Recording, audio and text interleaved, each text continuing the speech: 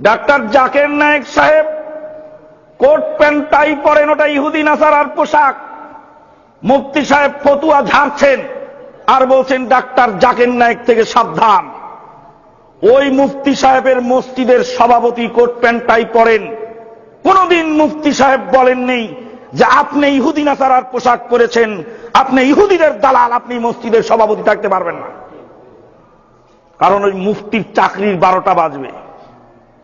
মুফতি সাহেব ফতুয়া দেবেন, হুঁশ করে বলবেন কোট প্যান্ট টাই ইহুদি নাসারার পোশাক, আপনাকে এই বিদ্যা কে দিয়েছে? কোট প্যান্ট টাই যদি ইহুদিদের পোশাক হয়, আপনার বিদ্যা যদি সঠিক হয়, তো পাগড়ি তো শিখদের পোশাক, শিখেরা পরে, আপনি পরেন কেন? টুপি তো জওহরলাল নেহেরু পরেছিল, আপনি পরেন কেন? টুপি তো গান্ধী পরেছিল, গান্ধীর পোশাক, আপনি পরেন কেন? বিদ্যার কত অভাব আমাদের, আমরা কত অসহায় ওই মোল্লা মুন্সির কাছে।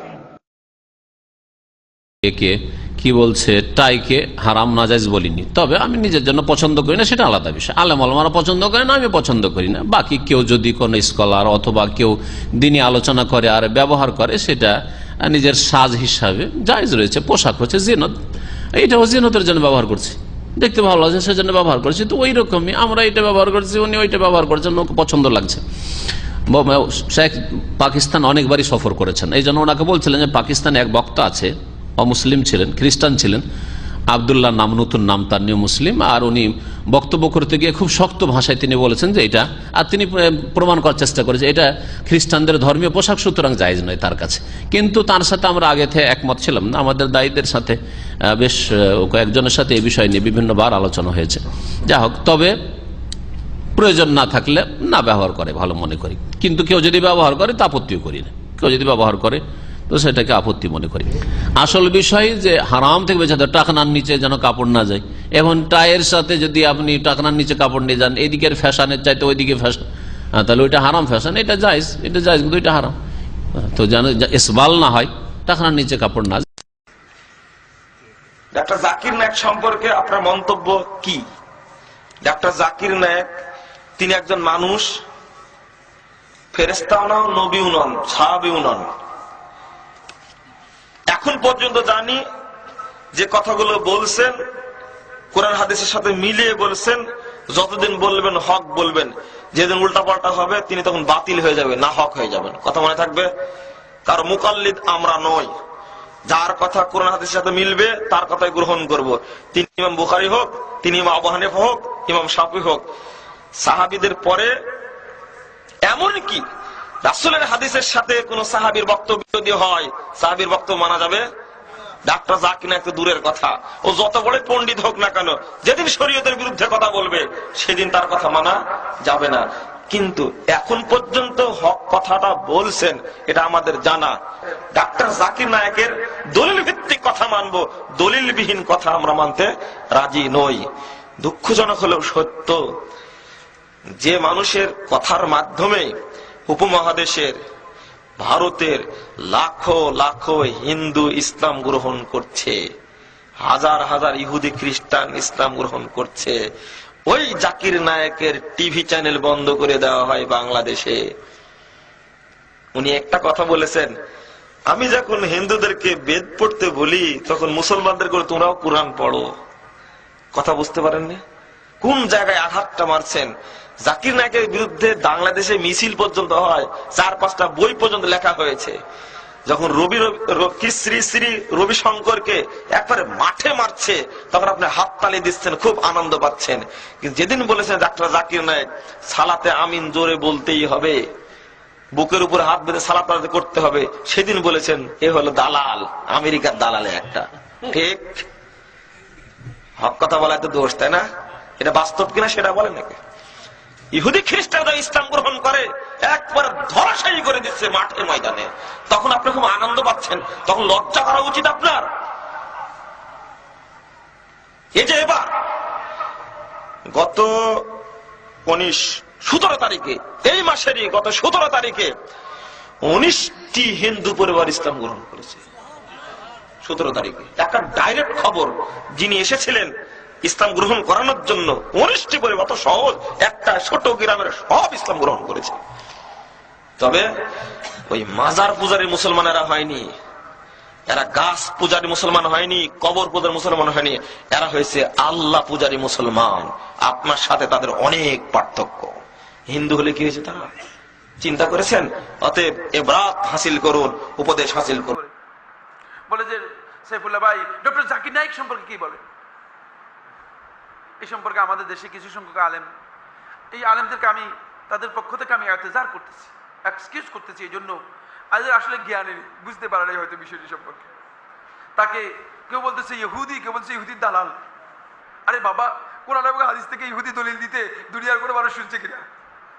একজন ইহুদিকে আমি আমার চোখে দেখিও নেই, এই পর্যন্ত কোনো ইহুদি আমার চোখের সামনে পড়ে নাই। যত পৃথিবীর বিভিন্ন জায়গায় যেখানে যেখানে গিয়েছি, কোথাও ইহুদি আমার চোখের সামনে পড়ে নাই। এটা প্রথম মাসালা। দ্বিতীয় মাসালা হচ্ছে, কোন ইহুদিকে বক্তব্যের মাধ্যমে কোরআন এবং হাদিস দিয়ে দলিল দিতে আপনারা কেউ দেখছেন কিনা? তো ভাইরা, আপনারা কি বলতেছেন? কেন একজন সম্পর্কে না জেনে আন্দাজের উপর কথা বলেন? চুপ থাকেন, না জানলে বলেন যে না আমি জানি না। সহজ কথা, যে এই ব্যক্তি সম্পর্কে আমার জানা নেই, সহজ কথা বলে দিলেন, বলে যে না হয়তো ইহুদি অথবা ইহুদির দালাল। আপনার বক্তব্যের বিপক্ষে যদি কেউ বক্তব্য দেয়, সে ইহুদি হয়ে গেল, ব্যাপারটা এমন নয়। কোরআন এবং হাদিস থেকে তখন দলিল দিচ্ছে। এরপরে একজন বলছে না সে তো আলেমই না। হ্যাঁ ঠিক বলেছেন, আলেম সার্টিফিকেট তার কাছে নেই, মাদ্রাসা বোর্ডের আলেম সার্টিফিকেট তার কাছে নেই, অথবা দাওরা হাদিসের সার্টিফিকেট তার কাছে নেই। কিন্তু কোরআন এবং হাদিসের কথা যদি তিনি বলেন, সেগুলো কি ইলম না? কোরআন হাদিস ইলম না? এই ইলমই রাসূল সাল্লাল্লাহু আলাইহি সাল্লাম রেখে গেছেন, আর কোনো ইলম রাসূল সাল্লাল্লাহু আলাইহি সাল্লাম রেখে যান নাই। এই উম্মতের কাছে রাসূল সাল্লাল্লাহু আলাইহি সাল্লাম যা রেখে গেছেন, সেটা হচ্ছে কোরআন এবং হাদিসের ইলম রেখে গেছেন। আমার বন্ধুগণ, আমার অনেক বন্ধু মনে করেন যে মাদ্রাসা থেকে দাখিল পাশ করলেই মনে হয় আলেম হয়ে যাবে, অথবা মাদ্রাসা থেকে কামিল পাশ করলেই তিনি আলেম হয়ে যাবেন, অথবা আমাদের দেশে কওমি মাদ্রাসা থেকে দাওরা হাদিস পাশ করলে তিনি আলেম হয়ে গেলেন। আর যদি কওমি মাদ্রাসা দাওরা হাদিসের সার্টিফিকেট না থাকে, সে আলেম নয়। ভুয়া কথা। আমার নবী সাল্লাল্লাহু আলাইহি ওয়াসাল্লামের কোন সাহাবী দাওরা হাদিস পাশ করা ছিল না, কোন মাদ্রাসা থেকে কেউ কামিল পাশ করেন নাই। সাহাবীদের পরবর্তী যুগে একজন তাবিও কোন মাদ্রাসা থেকে দাওরা হাদিস পাশ করেন নাই। বুঝতে পেরেছেন কিনা? আর এরা কি জাহেল ছিল কিনা? এরা আলেম ছিল না? এটাকে আলেম বলবেন না আপনারা? তাহলে বুঝে গেল যে এটা গলত বক্তব্য। ইলমের সংজ্ঞার মধ্যে বিভ্রান্তি তৈরি হয়েছে। ইলমকে আমরা নির্ধারণ করে নিয়েছি মাদ্রাসা থেকে পাশ করলেই সে আলেম হবে। কিন্তু বন্ধুগণ, কামিল পাশ করার পরে, দাওরা হাদিস পাশ করার পরে যদি আমার আল্লাহ রাব্বুল আলামিনকে চিনতে না পারে, সে কোনোদিন আলেম নয়। কি মনে করেন আলেম হবে? কামিল পাশ করে মাদ্রাসা থেকে বের হয়ে আসছে, জিজ্ঞেস করলাম ভাইজান আল্লাহ তাআলা কোথায় আছেন? আল্লাহ সর্বত্র বিরাজমান। আরে বাবা, আল্লাহ সর্বত্র বিরাজমান, আপনি আল্লাহকেই তো চিনলেন না। এই লোককে আলেম বলার সুযোগ ইসলামের মধ্যে নেই। আলেমের সার্টিফিকেট আছে, এ কথা বলতে পারেন। আমি তাকে ছোট করতে চাই না, তার কাছে সার্টিফিকেট আছে, কিন্তু তার কাছে সে আলেম নয়। এই জন্য আলেমের পরিচয়, আমাদেরকে ইলমের পরিচয় জানতে হবে।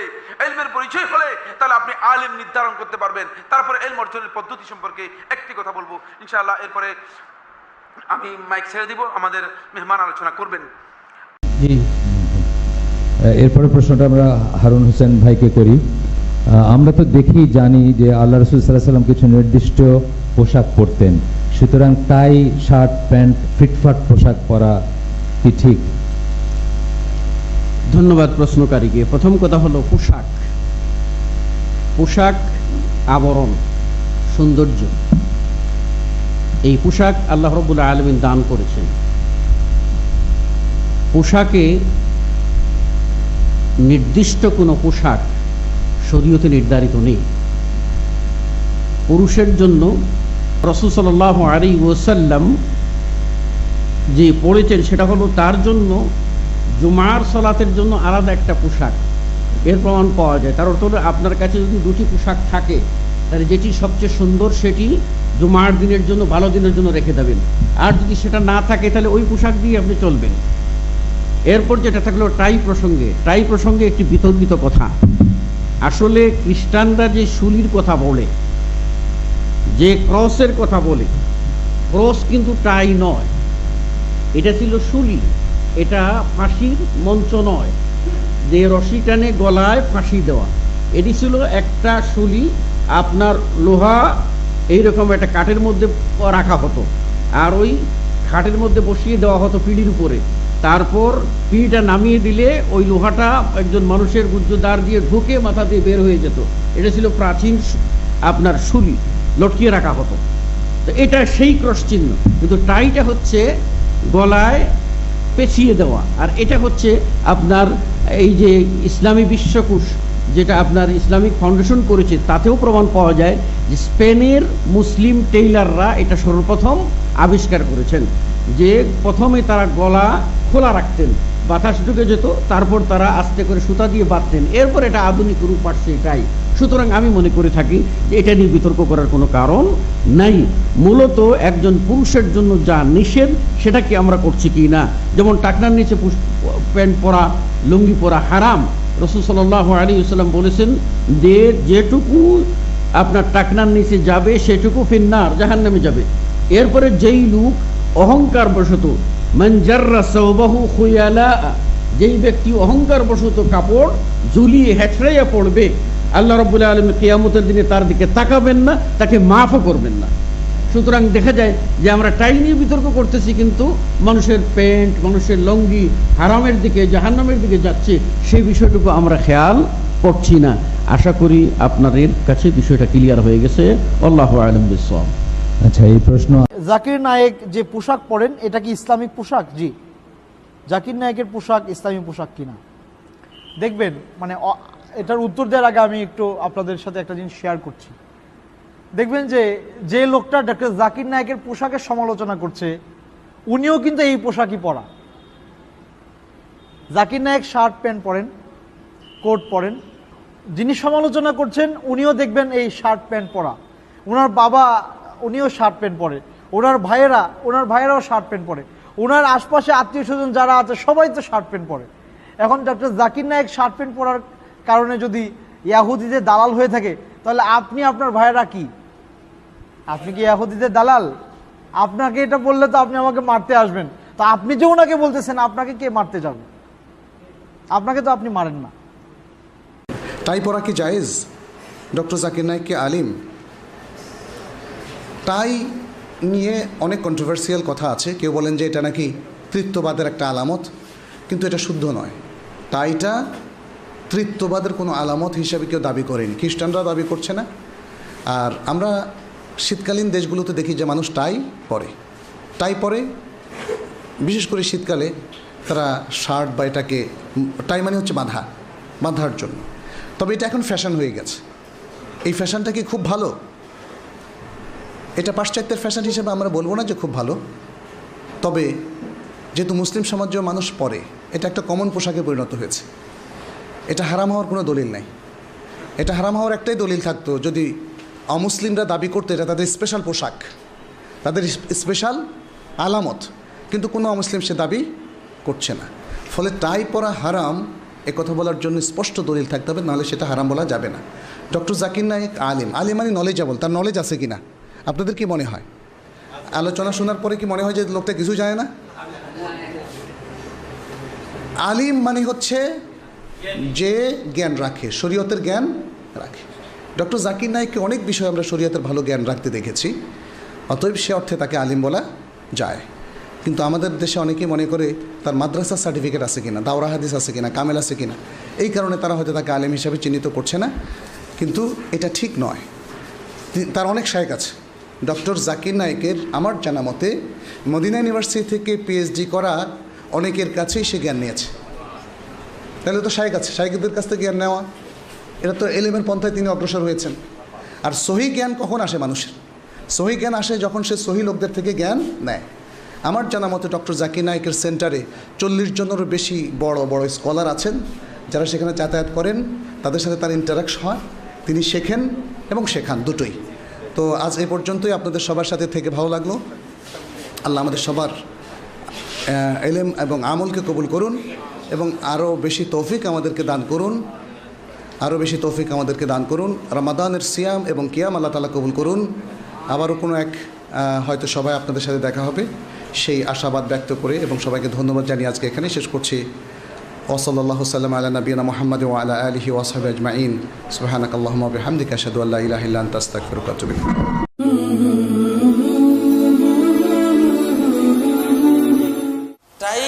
আসলে পরিধান করার ব্যাপারে ওলামাদের মধ্যে দুটো মত পাওয়া যায়।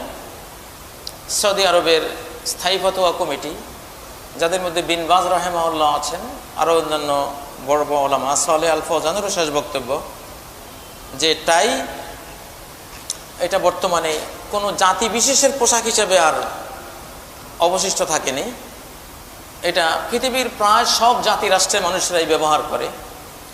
মুসলিম বিশ্বের মধ্যে মিশর, মরক্কো, সিরিয়া, ফিলিস্তিন এবং ভারতীয় মুসলিমরা, আরও অনেক দেশের মুসলিমরা এটা ব্যবহার করে।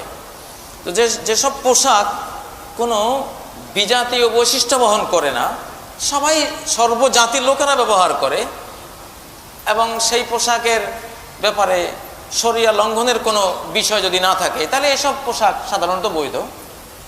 এই মতটি পোষণ করেছেন সৌদি স্থায়ী ফতোয়া কমিটি। আল্লামা আলবানী রাহিমাহুল্লাহ তিনি অবশ্য টাইকে হারাম বলেছেন, যে এটা খ্রিস্টানরা পরে, এই কথা বলে আরও একদল উলামা তারা এটাকে হারাম উল্লেখ করেছেন। কিন্তু এটা আসলে এক যুগে যখন এটা মুসলিমরা ব্যবহার করতো না, হয়তো শুধু খ্রিস্টানরা ব্যবহার করতো, সেই অনুসারে তারা এই উক্তিটা করেছেন। কিন্তু বর্তমানে এই কারণটা আর অবশিষ্ট নাই। এটা এখন মুসলিম, অমুসলিম, খ্রিস্টান, হিন্দু, বৌদ্ধ, দুনিয়ার সব জাতির লোকেরা এটা ব্যবহার করে। এটা সাধারণ পোশাকে পরিণত হয়েছে। এই জন্য এতে আমরা মনে করি যে এতে তেমন কোনো সমস্যা নেই। কারণ সাধারণ লেনদেন, সাধারণ পোশাক আদি ইত্যাদি, এগুলির মূল বিধান হলো হালাল, যতক্ষণ শরীয়তের স্পষ্ট দলিল এগুলিকে হারাম ঘোষণা না করে। তাই সব কোটটাই পরে এজন্য আমার ভালো লাগে না। ডক্টর জাকির নায়েক কোটটাই পরে এজন্য জাকির নায়েক ইহুদিদের দালাল।